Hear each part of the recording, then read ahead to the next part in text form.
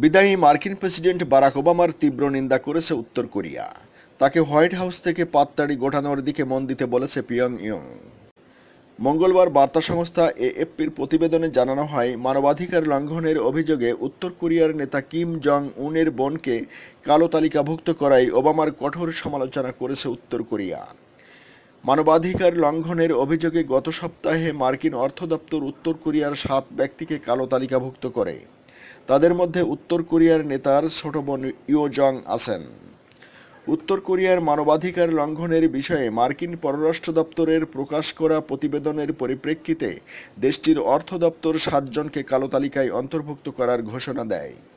মার্কিন পররাষ্ট্র দপ্তরের প্রতিবেদন অনুযায়ী বিশ্বে মানবাধিকার লঙ্ঘনে উত্তর কোরিয়ার অবস্থান সর্বনিকৃষ্ট পর্যায়ে।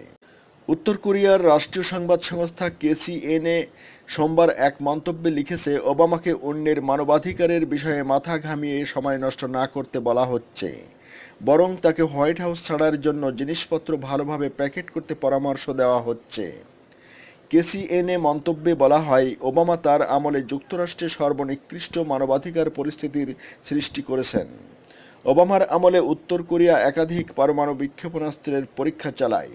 শাস্তি হিসেবে দেশটির ওপর নিষেধাজ্ঞা বাড়ে।